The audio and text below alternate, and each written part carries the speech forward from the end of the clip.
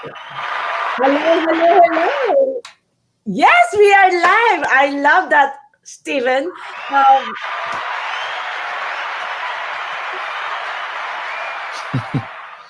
that's a great welcome. What time is it today? It's 11:30 a.m. It's time for coffee and conversations with Melissa. Listen to you, ladies and gentlemen. Like I am excited to present to you for those who are mom and dad who have problems with the kids about education, about putting their kids to the Zoom or because of this COVID. This is the best time for you to watch my awesome guest. Let me tell you about him. Dr. Steven Greene, the success doctor. Dr. Steven Greene, the success doctor, is a lifelong educator, best-selling author of Maximum Education, host of the Make the Grade podcast, and online success community facilitator. His mission and focus are simple: to provide actions so his students can maximize their education. In 1997, he founded Make the Grade Academic Services, which has provided educational consulting and tutoring services to over 13,000 students and their families and counting. Make the Grade provides academic support and tutoring for students. Make the Grade supports parents and families through the success community.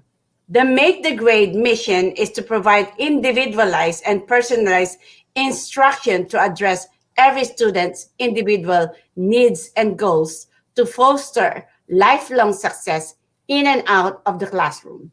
Make the Grade specializes in academic tutoring for all levels of math and the sciences, as well as maximum education study skills and preparation for the SAT, PSAT, ACT exams. Ladies and gentlemen, please welcome Steven Greene.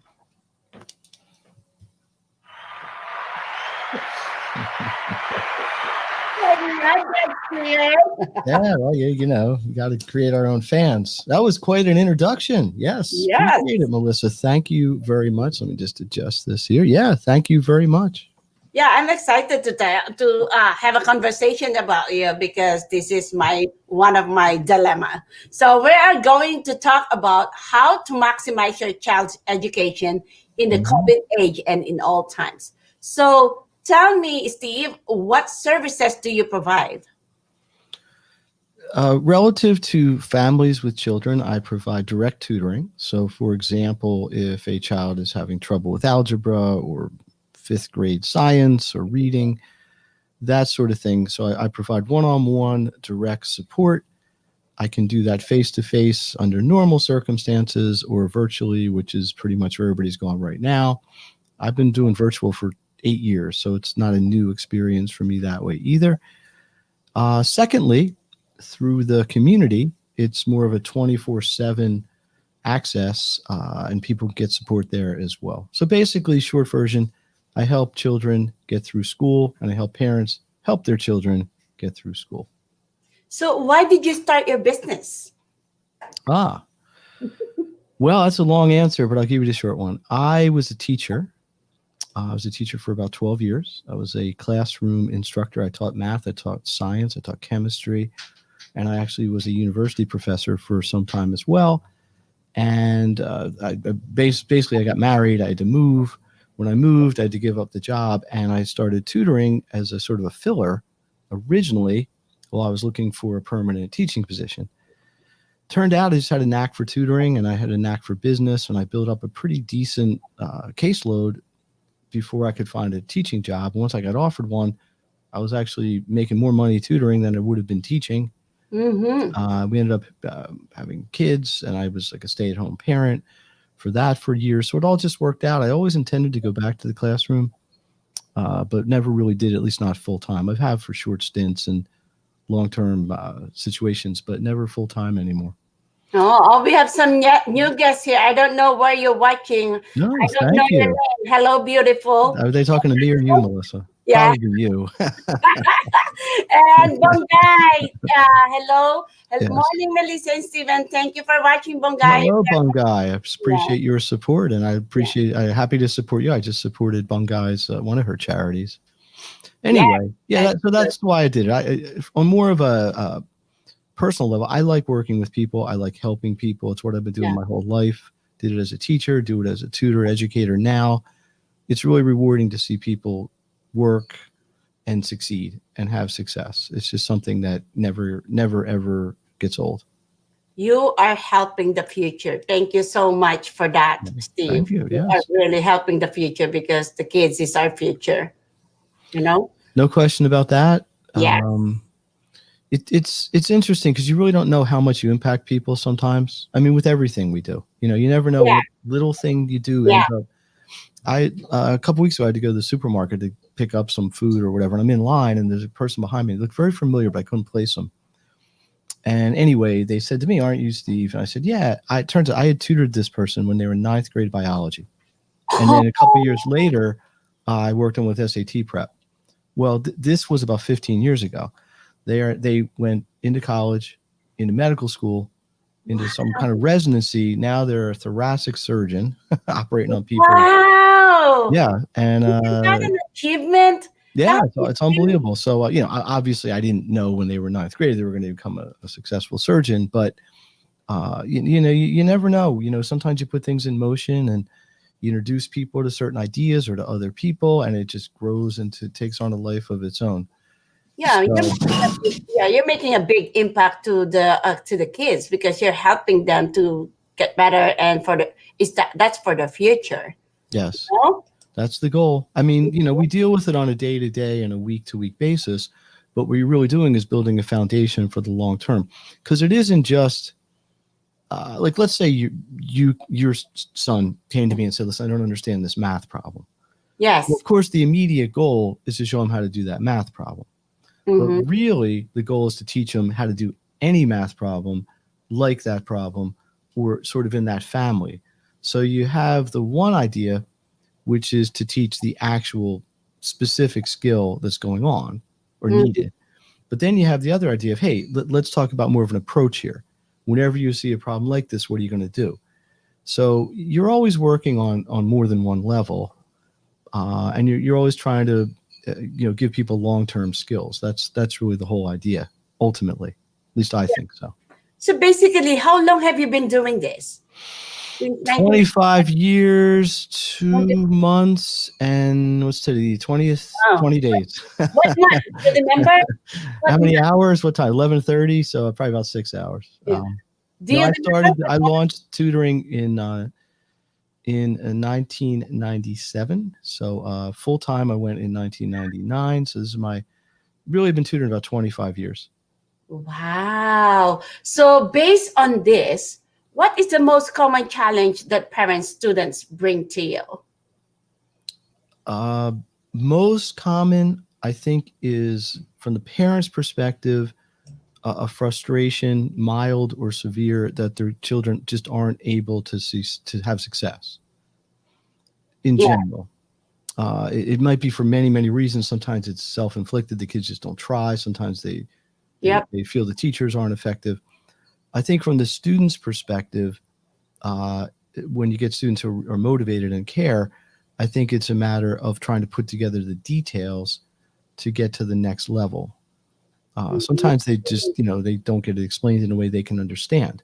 Mm-hmm. Having been a teacher, I had a class member my second year I ever taught. I had 42 kids in a class. It's huge.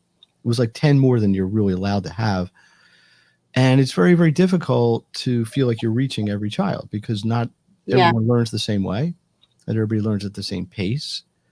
Not everybody learns, with the same instruction. So, Mm-hmm. there's things that way. But one-on-one, it's making sure biggest challenge is the kids have to learn information, and it may not be presented to them in a way that they understood the first time or the second time. Sometimes I have to sort of reshuffle it, take a different perspective, understand how they are going to learn and how they can apply the information. So what are the current trends in education that parents, students should be aware of? Well, the most obvious one, unless you've been living under a rock, is almost everything is virtual now. Yeah. I mean, almost everything, not just tutoring or support, but school itself. So, Yes.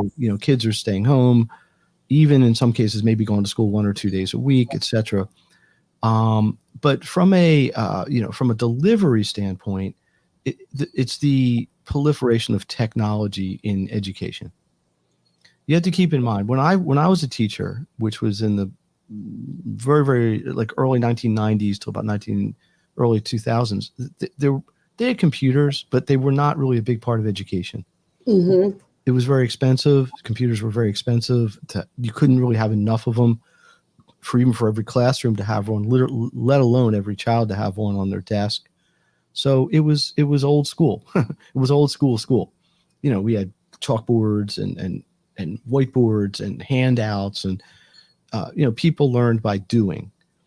Well, there's been obviously, even in really young first, second, third graders, Yeah. a huge transition to the use of technology, Chromebooks, tablets, computers, Yep. shared documents, online assessments. And I think some of it is really good because you have access to information. Some of it I don't really believe is good for education.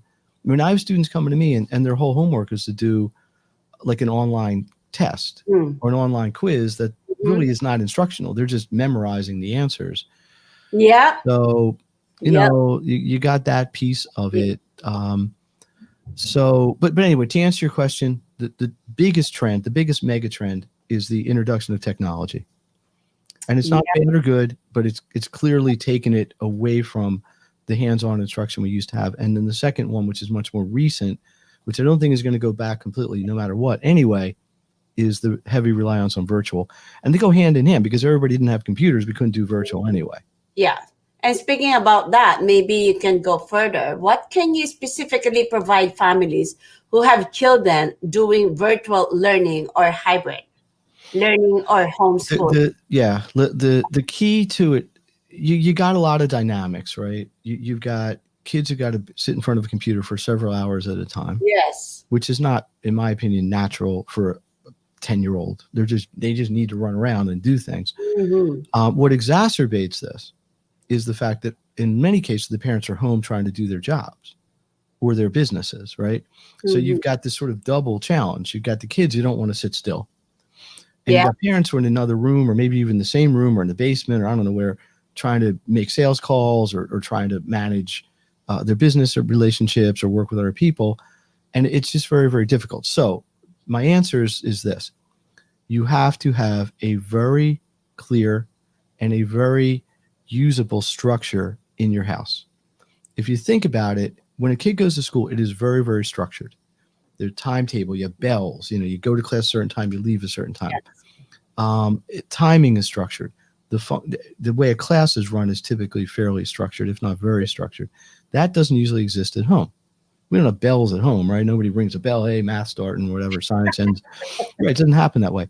I have a product I sell. If I can plug it, and it's my lowest end thing. It's called the Virtual Home Learning Plan. Mm-hmm. It's on my website. I can give that out later. And basically, parents fill out a survey. Has about 30 questions on it. I create a plan for them. Has about 12 aspects to it: physical, time, academic, accountability, support.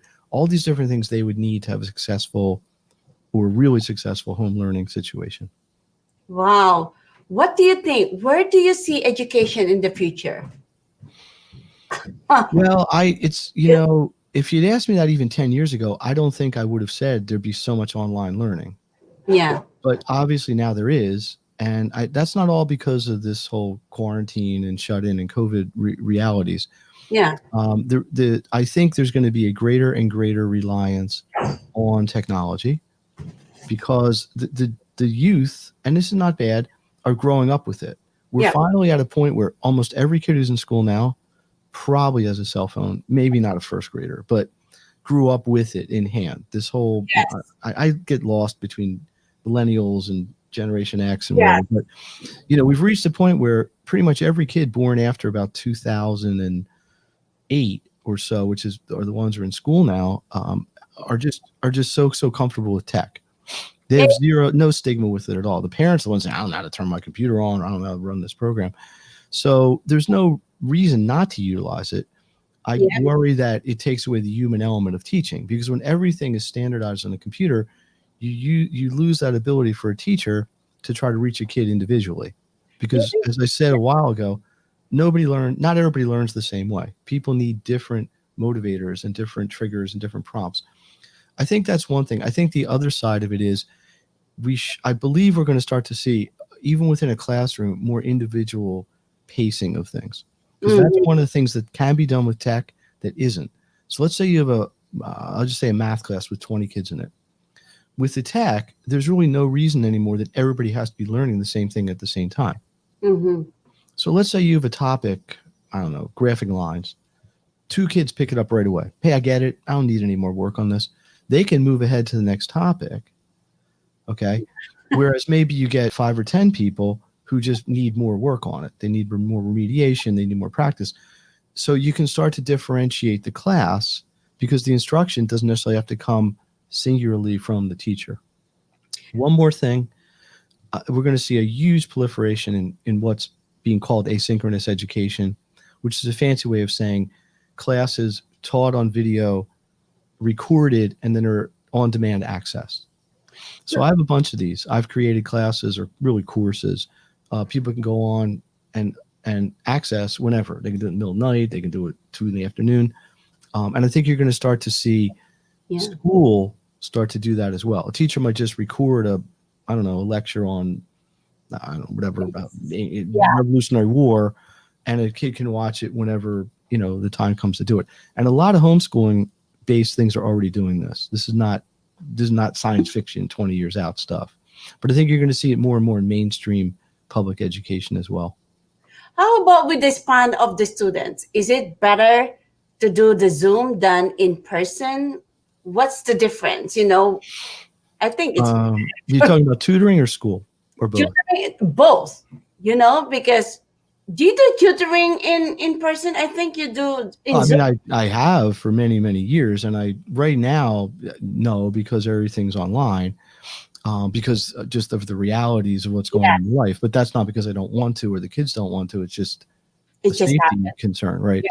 So it's a big. We could talk about that for a long time, but let me see if I can really focus on a good answer.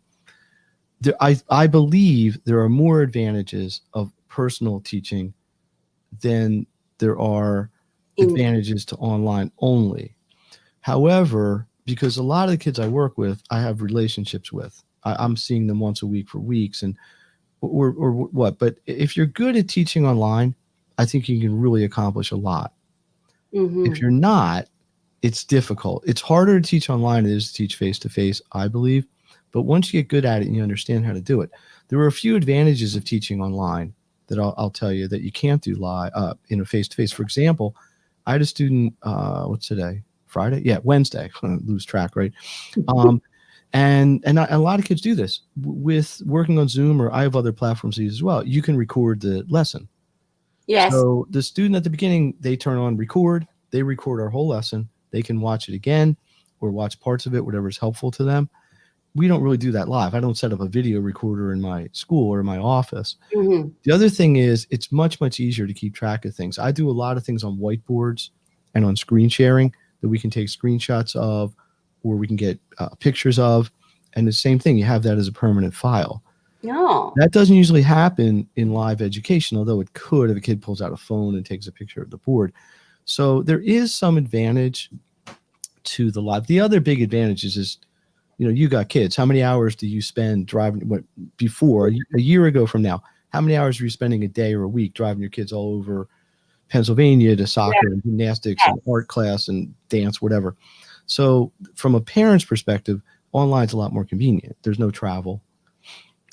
There's no real downtime, because I know when I was a parent, I'd take my kid to karate and it was 45 minutes for the class, but it was 10 minutes away. So I was stuck. Like by the time I came home, I had to go back or whatever. And, so you get caught in that trap where you're spending all your time just shuffling kids from one activity to another. Mm-hmm. You can't really get a whole lot done in between because there's not enough time, or maybe you try to go into an errand really quickly and get back in time to pick them up. So, I've heard a lot of parents express that, hey, I'm happy not having to be a chauffeur for my kid anymore. Yes. But, kids are missing out. Look, plus minus, this is not a great thing. Kids are missing out on all sorts of things they could be doing. A lot of these activities, after school things they do are shut down or shell. I have kids taking dance classes online. It's not the same thing as in Yes. the dance studio with an instructor, or kids taking art lessons. I mean, at least they're trying, and I get it, but it's tough. But from a tutoring standpoint and a teaching standpoint, I believe, at least in my case, I can be equally as effective in both as I can be live, assuming that the technology is solid, that we don't get the sound cutting out or whatever, and that the students stay focused. That's all. I'm thinking, like, how can you tell if you are a good teacher? That's if the kids. Look, I think I'm in a business where most of my success is judged not by what I do per se, but the results that my kids get. Yeah. I could feel like I worked with you. I said, look, Melissa, you understand this? Yeah, I get it. You feeling good about it? Yeah. And you go in the next day and take a test and it just doesn't come out. Maybe you get a 71, I don't know, whatever, or you fail. Well, is that my fault? Maybe not, but it's a reflection on our work and a reflection on the whole picture. So, and it can go both directions. There was an SAT in early November. The scores came out this morning. I had some students get some fantastic scores. I mean, 1500s. I didn't do that myself. I helped them, but the parents, oh my God, Steve, thank you, this is so great. So sometimes it gets magnified both directions. You kind of get more credit in a sense when things go well, and you get blamed a little bit more when they don't. But I think, how do you be a good teacher? I think you got to be a good listener. Yeah. You have to understand. You have to be willing to put the time in to understand what a student really needs, which, by the way, is a really important skill in networking, right? Yeah. Does anybody want to network with somebody who just doesn't shut up about what they do? Hey, I do this. What do you do? Oh, no. Right. So you got to be a really good listener, one. And I think number two, you have to be able to meet the person where they are. Yes. You have to be able to either rise up to their level or have them come up to your level, or whatever the case might be. And I think those two things, and a lot of other little things, obviously you have to know your subject. I mean, you can't tutor math if you don't know math. And patience, believe me, you need a lot of patience in what I do. So, but I think the first two I said, listening and being able to meet someone at their level, are really the most important. Based on my experience to you, you are very good in explaining things. You can really, really describe to make me understand, based on conversation before in the networking. Thank you, Melissa. Thank Yes, you, audience. Thank you, studio audience. Yes. yes, I do, because it's like I don't understand. English is my second language, and you really, really explain it that well in I my. appreciate it. I mean, listen, I everybody I think has skills, and everybody has challenges, and I was just lucky to happen to enjoy something I was good at. I always wanted to be a teacher. I always wanted to be, help people. And I never got tired of it. I've been doing this so long, and it's every day is, to me, is still positive and challenging in a good way. So I think some of it is you have to want to do what you're going to be doing. Nothing's worse than somebody who just hates their job and they're grumpy and, there's unmotivated and things like this. So, but some of that's just patience, right? The way I'd have to explain it to you might not be the same as Kim or, any of these other mutual acquaintances that we have. And that's all part of really what we're discussing here. So thank you. I appreciate that. Yeah, I'm so honored to have you in my Coffee Connect. And, you are, ladies and gentlemen, he is one of the pioneers. Oh, you have the pioneers now, not the old. Pioneer. Yeah. I was a chart. I was a beginning member. I was a launch member. One of the pioneers. And tell us about your experience on my Coffee Connect. Why did you stay? And why did you say yes to my invitation? Well, originally, it was when everything, just to frame it time-wise, this was in April or so, right? And everything was kind of going online. So we were all kind of stuck in our homes or offices or whatever, home offices. So I thought it would just be. I always like what you do, and I'm frankly, I'm what the one of 4 or 5 guys with 60 women or whatever. Yes. I always say isn't bad odds. So, yeah, guys, you don't want to be there. It's no fun. No, I'm just kidding. So I always liked what you do, but a lot of your live events were women centered and, and things like that. So that was fine. So I thought this was just a good opportunity to meet some new people. I've always felt the caliber of the people in my Coffee Connect is high. People are invested in their business. They know what they're doing. The conversations are productive. And I think the other part of it is you never know. I mean, you don't always get a great connection every single meeting, right? I mean, because it's not possible. But there, and I've said this in these meetings, there's no substitute for building long-term relationships. Yes. There are people in some of these meetings like Kim, Felicia, when she came that 1 or 2 times, that I've known for 10 plus years. And I met them through networking. I continue to interact with them through networking. And you just keep adding to the number of people. I was just on the phone yesterday with Anya, it was like a newer friend. I mean, yeah. Anya, are you listening? Hey, Hi, Anya. but she's just a good example among me. I don't want to disparage anybody, but joined, jumped right in, very positive, has a really good message, offered a lot to the community. She had a fundraiser she was doing. I was happy to support it.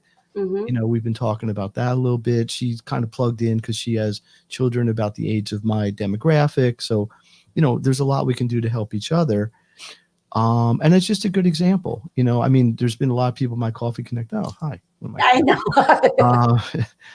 That's Hunter. Anyway, I listen. Well, I don't know if you know. I have a podcast. I have a live event like this I do every week. I've had multiple guests from my Coffee Connect on that. Hallie's been on, Carly's been on, Vic's been on. Be on that. I'd love to have you. We just got to get it on the calendar. Yeah, I don't know what to talk about. Talk about parenting. It's my vertical is parents who have kids. So as long as you can talk about being a parent, the challenges of being a parent in 2020. I think that's a compelling, Mom of 2 boys. Conversation. You have 2 boys, same as me. Say. Yeah, 2 boys. How old are you? Different boys. Let's make that clear, right? But yeah, mine are a little bit older. I got a 23-year-old and a 21-year-old. They both shouldn't be out of the house. They should be gone on their own lives. But I got they call her COVID refugees. I got my older kid in Manhattan. Well, he was living in Manhattan, but he got chased out of Manhattan, so he's working out of here now. My younger one's going to graduate college in May, and I imagine he'll be back here too. Matter of time, but so yeah. we get to know more about what you do. So we want to know more about what not you do. Don't I do?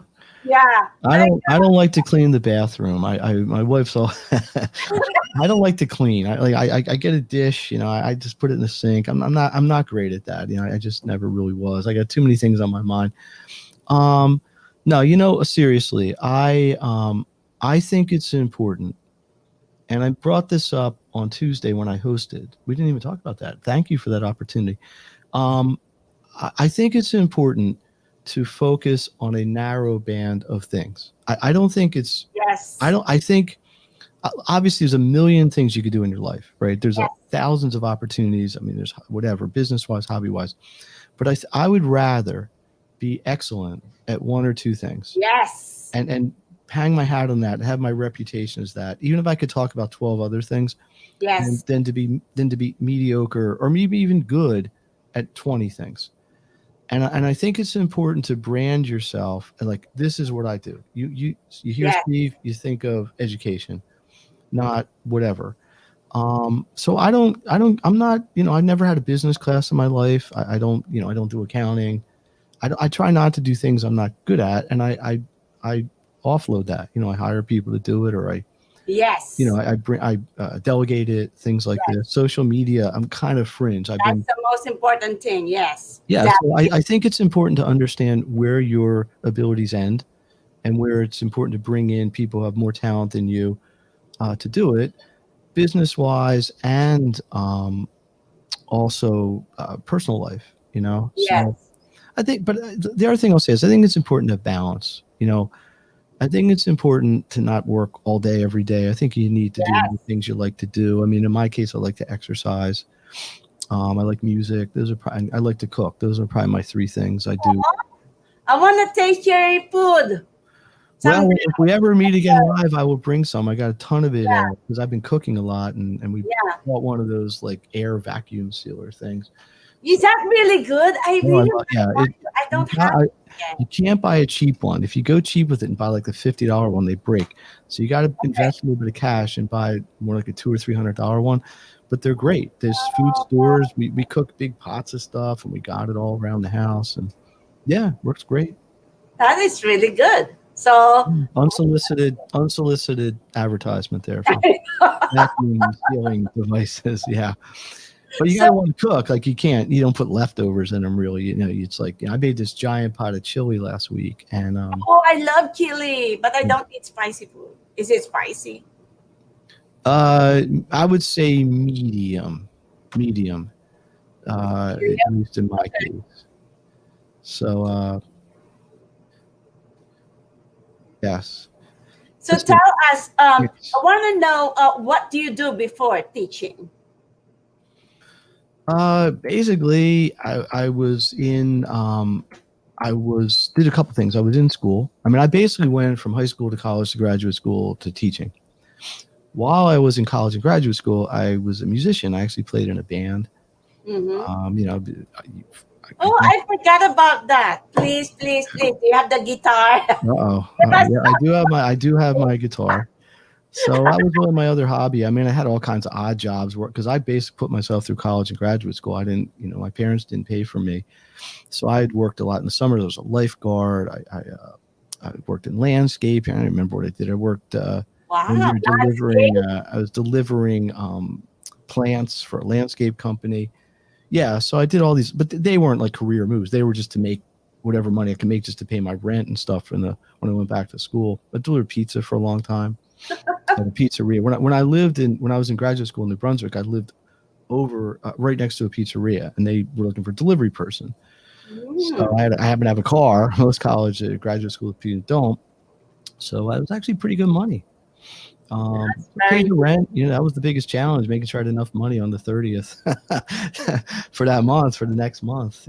So that's that is what it is. But yeah, I always liked music, and my mom was a really really good piano player, very very talented, and she kind of taught us. But we always had music in the house, and kind of picked it up on my own. So, but yeah, it's a good hobby, something you can always do.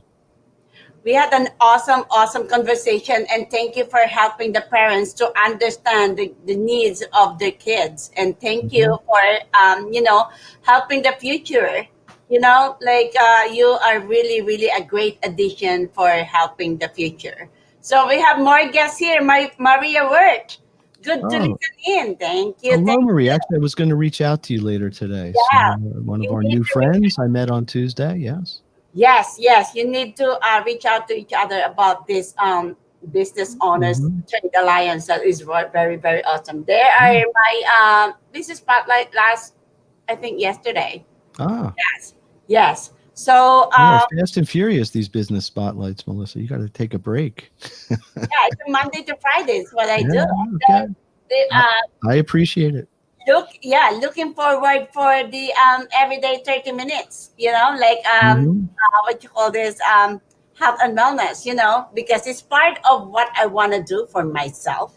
So might as well bringing the businesses together to help each other out, because to welcome 2021 for being healthy. So we have meditation, yoga, Wow. workout, the thing that we can offer that at 30 minutes before my coffee connect. So if you want to go do that, that's very good, something like that. So tell us, where are they going to connect with you if they want your service? Uh, Easiest one is my website, which is makethegrade.net, MaketheGrade.net. Everything basically is there, including a way to chat with me, send me messages. You can pretty much access, schedule pretty much everything I do through there, or email, which is sgreene, SGREENE, at, guess what, makethegrade.net. Can you believe it? It's the easiest way to do it. I'm not the world's most active social media person, but you can find me on Facebook. Look You up Make It are Great all or over the place. media. Not, So that is good. You are such humble. Thank you Mhm. so much, Steve, for this awesome Appreciate it, Melissa. conversation. This was great. Next time we'll give a little concert. We talked Yes, too much today. yes. And Too then, much talking about music today. yeah, Next time. yes. Thank you, Bongay. Thank you, Maria. And then I don't know who said hello, beautiful. Thank you so much. Is that you don't Now, have just to be clear, were they talking to you or me? is I don't know. I'm Is that, including you. is that awesome, Steven? Have a great day and Thank you, weekend. Bungai. Thank you. Thank All you, right. Bongay. How about me, Bongay? You just said Steven. I love you, Bongay. So, All righty. yeah, thank you so much for your awesome support to our holiday soiree. I cannot wait for your sparkly tie. Are you Yeah, going well, I got it. to It's ready. It is Yeah. ready. All Thank you, righty. everyone. And thank you, ladies and gentlemen, for watching us. Thank you, Bongay, Maria. And also like my page, Coffee and Conversations with Melissa, and follow me in YouTube, Coffee and Conversations with Melissa. Thank you so much. And on Monday, my business spotlight is Patty Linson Yoga. Thank you so much, everyone.